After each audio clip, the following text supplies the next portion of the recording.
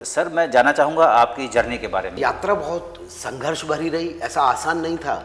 क्योंकि आप सोचिए, गांव से आया, गांव से आके कैसे मैं दिल्ली में रहा, कैसे मैं श्री राम सेंटर रेpertory में गया, कैसे मैं नेशनल स्कोप ड्रामा में गया।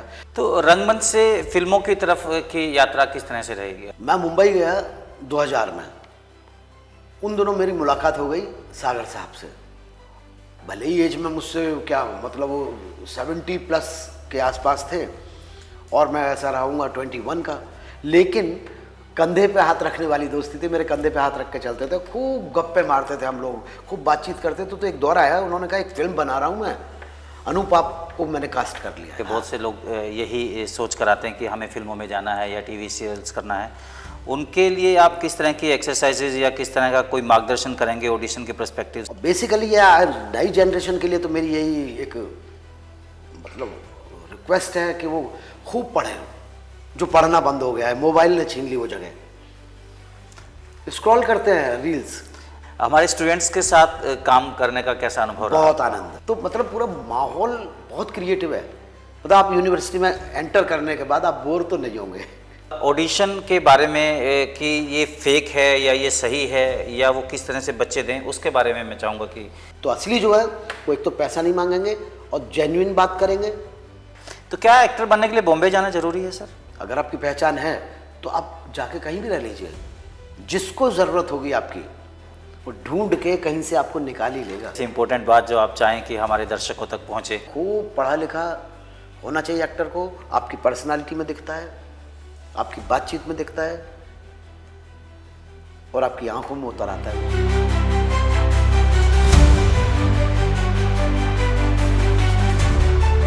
दोस्तों नमस्कार। आज हमारे रंग संवाद के मुख्य अतिथि रहेंगे अनूप त्रिवेदी जी। आप मशहूर अभिनेता हैं, आप का एक काफ़ी लंबे समय का अनुभव है रंगमंच में और आपने बहुत सी फिल्में भी की हैं।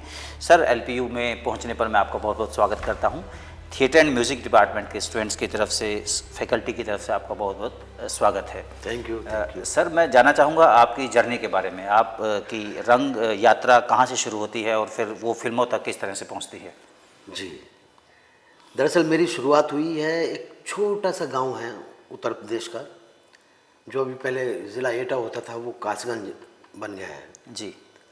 बहुत छोटा सा एक कस्बा है जहां आज भी लोग थिएटर के बारे में ज़्यादा नहीं जानते हैं। आज भी मैं उस गांव से आया और मैंने हिंदुस्तान की लगभग सारी थिएटर कंपनीज़ में एमिनेंट थिएटर डायरेक्टर के साथ काम करने का मुझे मौका मिला। मेरा सौभाग्य है कि मैंने नेशनल स्कूल ऑफ ड्रामा में भी 7 साल बतौर अभिनेता निर्देशक के रूप में काम किया। ऐसा कोई शायद डायरेक्टर हो इस देश में, बहुत सारे तो नहीं रहे, जो मशहूर थे, प्रख्यात थे, देश में उनका बड़ा रुतबा था, उनके साथ काम करने का मुझे मौका मिला रंगमंडल के साथ साथ। जी। लेकिन यात्रा बहुत संघर्ष भरी रही, ऐसा आसान नहीं था। क्योंकि आप सोचिए, गांव से आया, गांव से आके कैसे मैं दिल्ली में रहा, कैसे मैं श्री राम सेंटर रेpertory में गया, कैसे मैं नेशनल स्कोप ड्रामा में गया और मैं कैसे हबीब साहब जो मेरे गुरु हैं उनकी थिएटर कंपनी में मैंने काम किया। वो आज भी मेरे गुरु हैं। मतलब आज भी अगर वो नाटक होता है आगरा बाजार जी, तो मैं जाता हूँ एक अतिथि कलाकार की तरह से। तो रंगमंच से फिल्मों की तरफ की यात्रा किस तरह से रहेगी? आप कैसे फिल्मों में पहुंचे? वो भी एक बड़ा मज़ेदार वाक़या है। मेरी पहली फिल्म रही सागर सरहदी, एक बहुत ही मशहूर फिल्म मेकर रहे हैं, लेखक थे बेसिकली वो। उन्होंने बहुत मशहूर फिल्में बनाई हैं। बाजार उनकी एक हिट फिल्मों में से है, जिसका निर्देशन लेखन सागर साहब ने किया। मैं मुंबई गया 2000 में। उन दोनों मेरी मुलाकात हो गई सागर साहब से। भले ही एज में मुझसे क्या मतलब वो 70+ के आसपास थे और मैं ऐसा रहूँगा 21 का, लेकिन कंधे पे हाथ रखने वाली दोस्ती थी। मेरे कंधे पे हाथ रख के चलते थे, खूब गप्पे मारते थे हम लोग, खूब बातचीत करते थे। तो एक दौर आया, उन्होंने कहा एक फिल्म बना रहा हूँ मैं, अनूप आप को मैंने कास्ट कर लिया है। अरे वाह। तो मैं और नवाजुद्दीन सिद्दीकी थे उस फिल्म में। वो अलग बात है, फिल्म का नाम था चौसर। वो अलग बात है कि वो फिल्म रिलीज़ नहीं हुई, 2-4 शोज हुए NFDC या फिल्म प्रभाग में, हुआ ही नहीं कुछ उसका। जी। और उसके बाद क्या हुआ, नवाजुद्दीन सिद्दीकी स्टार बन गए। स्टार बन गए तो वो फिल्म थी 10 साल पुरानी। और अब वो दौर और था, अब नवाजुद्दीन सिद्दीकी और हैं, ये दौर हो रहा है। ये दौर और है। तो ना उन्होंने कोशिश की, जबकि सागर साहब मुझसे कहते रहे अपने दोस्त को बोलना यार जी। कि यार करवा दे रिलीज, कुछ हो जाएगा लाइफ में। ऐसी बहुत सी फिल्में होती हैं जो बन के तैयार डिब्बे होने में के चली बाद जाती बन के हैं। डिब्बे में चली जाती हैं 50 उसके तरह बाद फिर मुझे मिली ये पीपली लाइव, जी। दूसरी मेरी फिल्म। फिर मैंने बड़ी बड़ी फिल्में की। मैंने एक और मज़ेदार जो फिल्म की, उसमें मेरा सौभाग्य है कि मुझे अन्नू कपूर, ओमपुरी, संजय मिश्रा, रवि किशन और ओमपुरी सर के साथ पूरी फिल्म में हूँ मैं। मिस टनकपुर, मिस टनकपुर हाजिर हो, तो मेरा सौभाग्य मुझे उनके साथ काम करने का मौका मिला।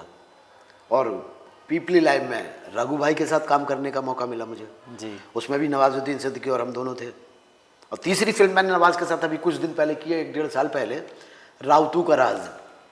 शायद आपने देखी है, नहीं पता नहीं।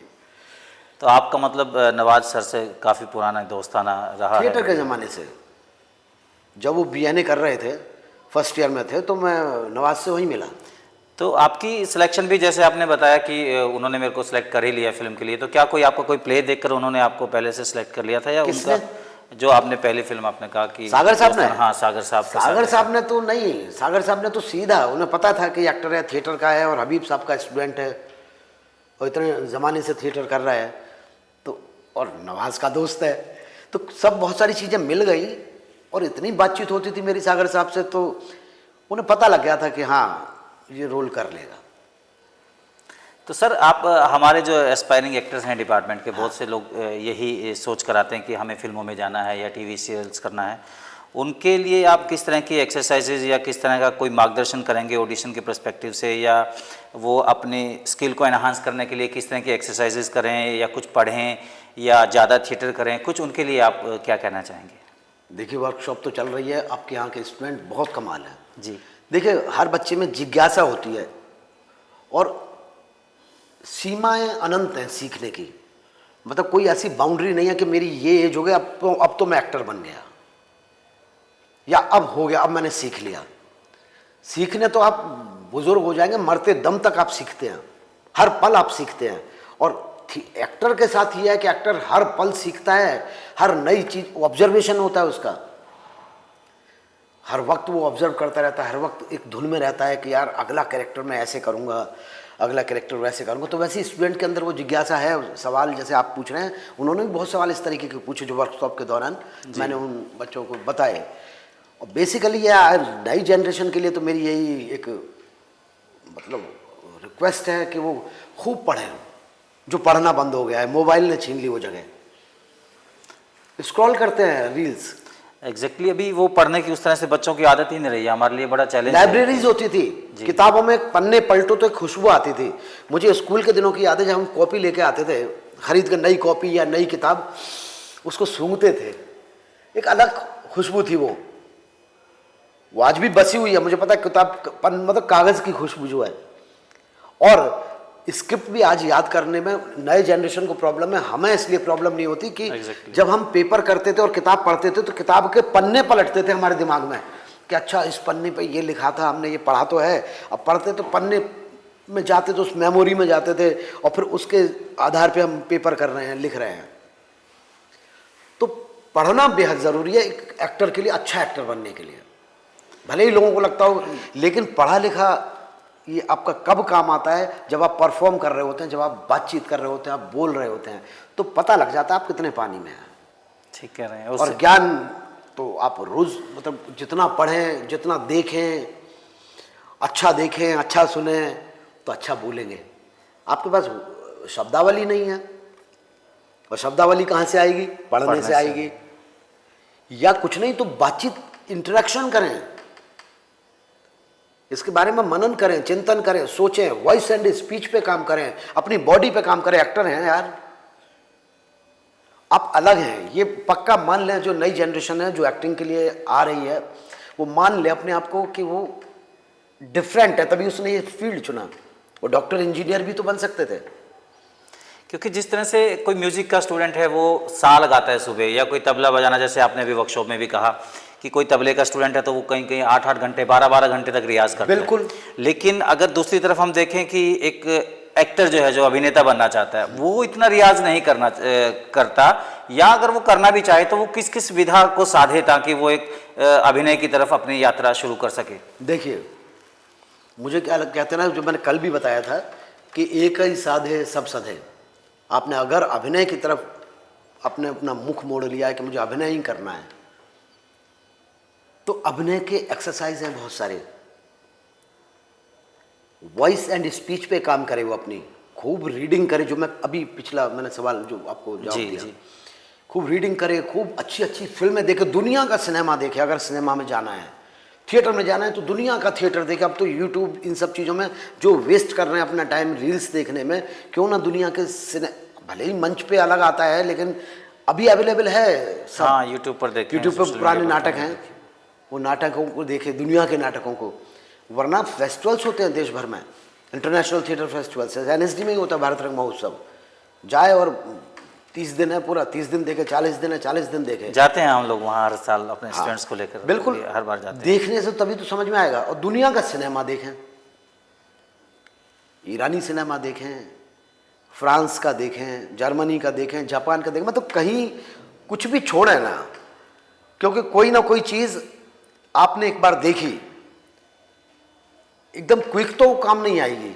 आपने कुछ पढ़ा तो अब आपने, अरे यार क्यों पढ़वा रहे हैं ये मुझे, ये नाटक क्यों पढ़ने के लिए बोल रहे हैं, इसमें है क्या, क्या पता वो उस नाटक को आपने पढ़ा हुआ है, वो कैरेक्टर है उसमें, वो जब आपको मिल गया फिल्म में अचानक से, तो आपको तुरंत वो प्ले याद आएगा। हाँ, वो चरित्र आपके अपने हो जाते हैं, प्रेमचंद के, मंटो तो के, वो सब आपके कैरेक्टर आपके जो सामने आ जाएगा एकदम। अरे यार ये तो मैंने पढ़ा था, और अरे ये तो वही है जो सर ने बोला था कि उस दिन पढ़ने के लिए, वो किताब थी, वो नाटक था, या स्टोरी थी, ऐसी तो थी जैसी इस फिल्म की कहानी है। तो आपको 10 साल पहले पढ़ा था, आज काम आ गया। और आज जो पढ़ रहे हो सकता है वो कल काम आ जाए, या फिर वो भी 20 साल बाद काम आए। ठीक कह रहे हैं। सतत यात्रा है यार ये तो। हमारे स्टूडेंट्स के साथ काम करने का कैसा अनुभव रहा? बहुत आनंद, बहुत ही आनंद।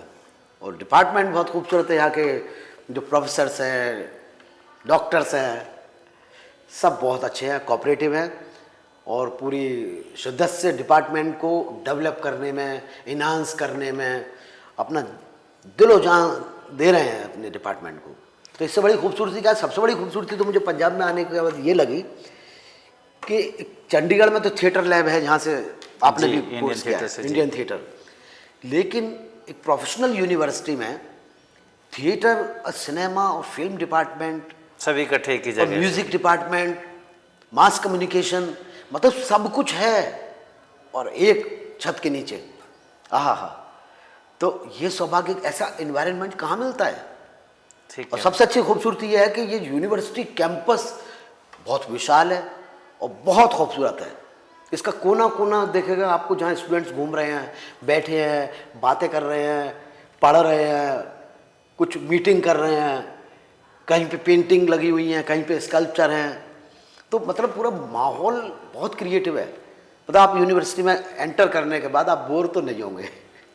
एक लास्ट सवाल मैं आपसे पूछना चाहता हूँ कि जैसे कोई भी काम लेने से पहले आर्टिस्ट को एक ऑडिशन देना पड़ता है, उसका एक प्रोसेस होता है, आप सिलेक्ट भी होते हैं, आप रिजेक्ट भी होते हैं। तो ऑडिशन के बारे में कि ये फेक है या ये सही है, या वो किस तरह से बच्चे दें, उसके बारे में मैं चाहूँगा कि आप थोड़ा सा। देखिए, मैंने क्लास में भी बोला, फिर आपसे बोलता हूँ, जो असली कास्टिंग कंपनीज हैं, एक तो वो कभी आपसे पैसा नहीं मांगेंगे जी, है ना, और ना वो आपसे ये कहेंगे पैसा दो और ये फोटो भेजो और ये करो, वहाँ आके मिलो, कुछ नहीं बोलेंगे वो आपसे। आपसे वो सीधा कहेंगे आपका एक ऑडिशन है, हम एक फिल्म बना रहे हैं, हम एक वेब सीरीज़ बना रहे हैं, या हम एक ऐड की कास्टिंग कर रहे हैं, और आप इस कैरेक्टर में, इस कैरेक्टर के लिए हमें ऑडिशन बना के भेज दीजिए। आपने भेजा, डायरेक्टर को पसंद आया, अब डायरेक्टर, प्रोडक्शन हाउस और आप हैं, बीच में कास्टिंग कंपनी वाले हट गए, क्योंकि कास्टिंग कंपनी का कॉन्टैक्ट उस प्रोडक्शन हाउस से है, उस डायरेक्टर के साथ है।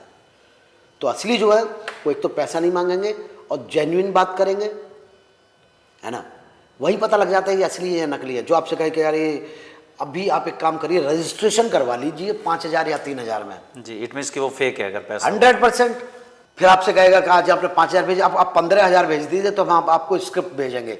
आपको पैसा मंगाता रहेगा, बार बार आपसे मीटिंग के लिए बुलाता रहेगा, या रहेगा या रहेगी जो भी है। जी जी। तो क्या एक्टर बनने के लिए बॉम्बे जाना जरूरी है सर आज भी? अब ये मैं कह नहीं सकता, लेकिन हाँ, अब पैन इंडिया हो गया है, जैसा कि आपको पता ही है। अब देश के या दुनिया के किसी कोने में रहें और आप इस फील्ड में इतने सालों से काम कर रहे हैं, आपकी छोटी मोटी जो भी पहचान है थिएटर के माध्यम से या फिल्मों के माध्यम से या थ्रू एड्स, अगर आपकी पहचान है तो आप जाके कहीं भी रह लीजिए, जिसको ज़रूरत होगी आपकी वो ढूंढ के कहीं से आपको निकाल ही लेगा। आप एक गांव में भी बैठे रहेंगे ना, यूपी, बिहार, पंजाब, गुजरात, जहाँ भी, आपको वहाँ आपके पास फ़ोन आ जाएगा कि सर ऐसे ऐसी एक फिल्म बन रही है और आपकी ज़रूरत है, आप आ जाइए।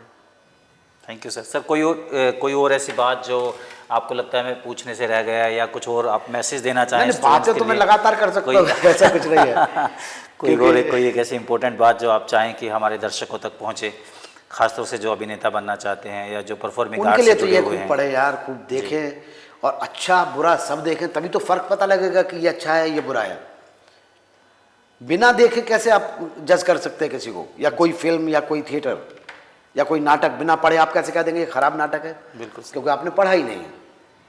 तो इसलिए मुझे लगता है कि खूब पढ़ा लिखा होना चाहिए एक्टर को। आपकी पर्सनालिटी में दिखता है, आपकी बातचीत में दिखता है और आपकी आंखों में उतर आता है वो।